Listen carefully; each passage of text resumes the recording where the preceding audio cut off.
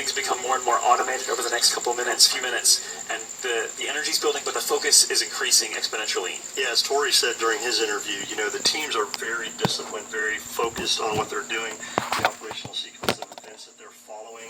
They're making sure everything happens, especially in this T-4 and counting period, because there's a lot of things they have to do. They have to finish topping the vehicle, make sure that all the tanks, first stage, second stage on Centaur, are at flight pressures and full of fuel, ready to go for this morning. They have to make sure the FTS system is armed and ready for personnel safety, just in case, so that the range can do that. They have to check the electrical and avionics systems. They have to make sure that the flight computer has all the information it needs to place Mars 2020 into the orbit it has to. So a lot of things going on. Exciting time for the team right now, but again, staying focused and following that procedure they've got.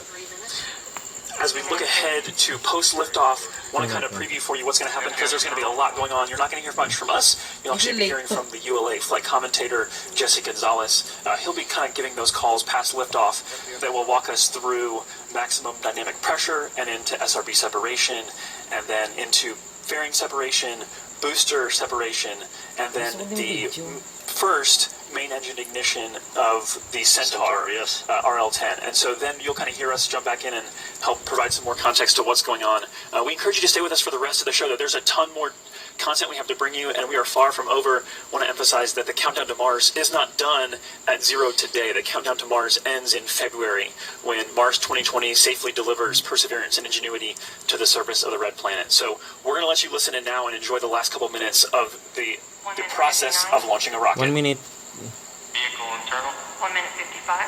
55. Launch sequencer start. 1 minute 59. Securing Centaur leaks to Vehicle internal. 1 minute 55. Launch sequencer start. 1 minute 50. Securing Centaur leaks to. Securing Centaur LO2. 137. So there we heard the fueling is 1 wrapping minute up. 40. Yep, fueling is wrapping Launch up. enabled. Team is gone. 137. Launch enable's done. Launch conductor sequence is ready to go. They're getting ready to turn the vehicle over to auto sequence at T-31 seconds. So that's a big thing that they're getting done here. At T-25 seconds, we will hear the team give their final goes that everything is ready and the launch vehicle is ready to lift off and perform this mission. SCS count started. 1 minute 15. Produce CSCS for launch. Roger. 1 minute 10. 1 minute. Roger, report range status. Range green. Nainip na. 1 minute. Rock, report range status. Range green. That's good to hear, Joshua, right there. Public safety there is accounted for, the FTS system. There you see on your screen a beautiful shot. The skies look great. There's little wind happening. You'd be able to see more of the venting. If there were wind, the trail of that venting. So we're ready to go. And actually, that's an important point. The reason we don't see that venting is the vent valves have been locked up to put flight pressure into the tanks. And as we just heard, they're stable at step 3, which means that the tanks are ready to go. And here in about 5 seconds, we will hear the team ECS reduced for launch. give their final go. 25 seconds. Status check. Go Atlas. Go Centaur. Go Mars 2020. There we go. We are ready to go lift off this morning, Joshua.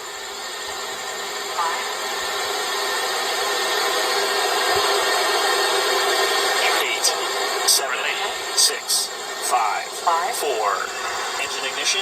2, 1, 0. Release and liftoff. As the countdown to Mars continues, the perseverance of humanity launching the next generation of robotic explorers to the red planet.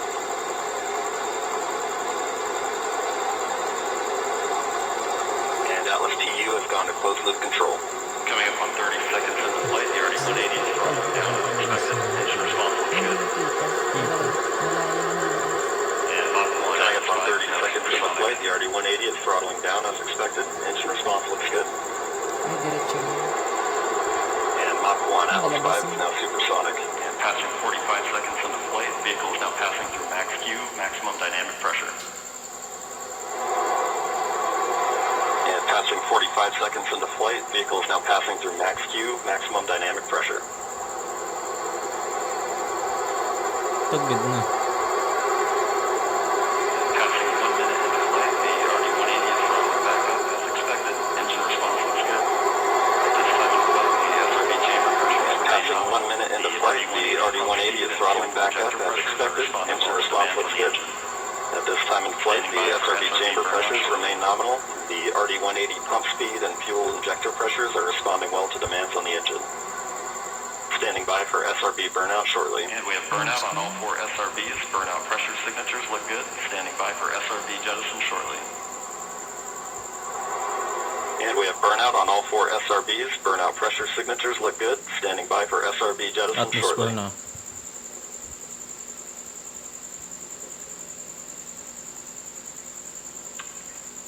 And we have good indication of SRB jettison of all 4 Yan, tagtag ng SRBs. iba. And the vehicle has gone to closed loop guidance. And we have good indication of SRB jettison of Vehicle all 4 body rates are SRBs. responding nominally at this time. And the vehicle has gone to closed loop guidance. Vehicle body rates are responding nominally at this time.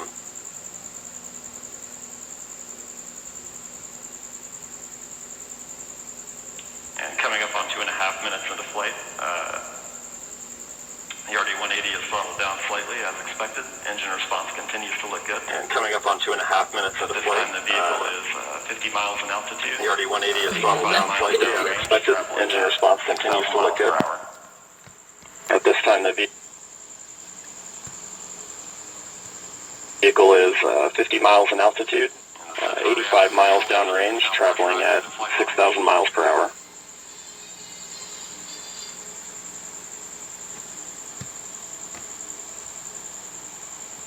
And the Centaur reaction control system is now pressurizing to flight levels. And just past 3 minutes into flight, the RD-180 is now throttling to maintain a constant 2.5 G Nakita, oh. acceleration limit for payload bearing jettison. Engine response and vehicle acceleration look good. Lamig ko, nag-yellow. May camera ang kuwan?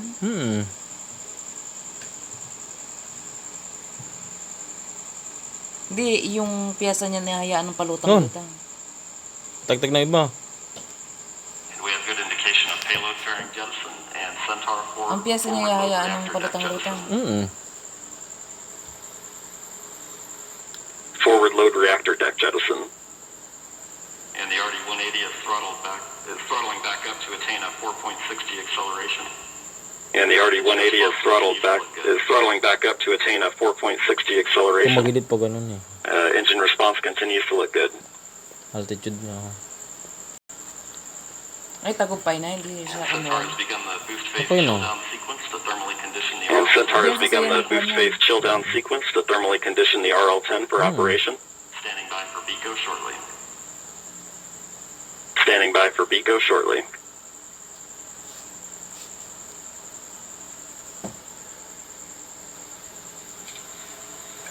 BECO is the And we have BECO booster engine. BECO's the call for Standing by booster stage engine. separation. And we have BECO booster engine cutoff. Standing by for stage separation. Loob. Oo, tinagtag na yung engine. And Yung we have booster. good indication of Atlas Centaur separation. And we have good indication of Atlas Centaur separation. Ay, hangin na lang nilalabas. And we have MES-1. RL-10. So you're using live footage. And we have MES-1. RL-10 operating Chamber pressures parameters are look good. Chamber pressures are stable. This will be the first Gitna of ng two pandemic, burns may for today's mission. This first burn This will be the first of two burns for today's mission. This first burn will be approximately 7 minutes in length. Alay. Live ngayon sa buong labas ng mundo. So Mick, that's pretty exceptional footage there. That's live video. We will see that switch over shortly into an animation that kind of helps let us know what's happening with the rocket. But right there, a beautiful liftoff.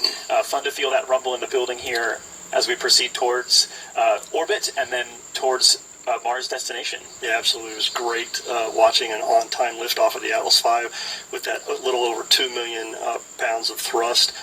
Cleared the tower in roughly 5 seconds. Josh, you and I worked the InSight mission, and if you recall, that mission on the West Coast took about 17 seconds to get past tower. So with those 4 solids today, this thing really got out of here and on its way. It's, as we hear from Jesse, everything's looking nominal, and all vehicle parameters are within the design limits, and we're getting ready to come up on a main engine start for that first burn that Jesse was talking about. Yeah, so recapping this countdown to Mars, stations began to be filled up this morning just after midnight. Preparations, fuelings, powering up all the way through that liftoff that happened. I think, Mick, it wasn't precisely on time. I think you said it was like 10 milliseconds early. So it's pretty much dead on. Yeah, dead on. This team does a great job. As I said, they're very focused, very disciplined. As Tori also said, courageous. They have done a lot of work to get us to this point today through this pandemic, changed how they did some of their work, made adjustments as needed, a lot of cleaning, a lot of things, a lot of wearing their face masks, doing all kinds of things. And so this is an exciting time, not only for the JPL team in Mars 2020, but everybody that's worked this mission and for the country and the agency. So this is exciting to see. But we still have a long way to go, Joshua, before spacecraft separation. Yeah, we had a really quiet countdown today, which is phenomenal, that we got off the ground on time. And we are proceeding now that we are in the middle of the first burn. It's tough to make out, but that engine is lit and it's firing. So we are in motion. There you go. There's that animation we talked about. Telemetry there as we switch to a TDRS compatible data format. TDRS. Overall telemetry quality is very good. The space tracking system. So there you go. This is not an actual video, but this is an animation that's driven by real data. So although we're not actually seeing the engine on screen right now, we can see that the engine is lit, and that is driven by the data that says that the engine is truly lit and we're in this burn. Yeah, the launch vehicle continues to send telemetry to the launch team via the TDRS network, as you mentioned, and that allows them to continue to watch what's going on and make sure all their sequence of events meet their timeline. We continue on a nominal flight this morning. This first burn, as we heard earlier, will be about 6 minutes. This will get us into that park orbit around Earth, allow us to get on our way and get into that approximately 30-minute coast period that we're going to have. 8 minutes into flight, beginning to see the Centaur PU system balance out mass errors. Seeing very stable body rates in the Centaur. So we've mentioned 5 teams at play, and although if you were watching, hopefully you got a chance to see this in person, if not on camera, it's easy to kind of say, oh, it's over, like job done, but all 5 of these teams still very much engaged, still very much focused, because there's a lot of work ahead as we proceed through this first burn, and then a coast phase, like you mentioned, Mick, and then a second burn, and then spacecraft separation and the acquisition of signal from Mars 2020. So a lot more coming up here. Mick, I know for Launch Services Program, you guys manage the launch. So what does that mean? I mean, this is you guys' work in action right now. By the way, that's the 5th team that we didn't get to mention. We talked about JPL, we talked about DOE, we talked about United States Space Force, and United Launch Alliance. LSP, we are like the brokers to select this launch vehicle and help manage this mission. So we get our spacecraft customer, the JPL folks, they come to us. They have some certain requirements that they need for this mission. The Launch Services Program made up of engineers and flight analysis folks, and they look at everything, they help define those requirements, and then we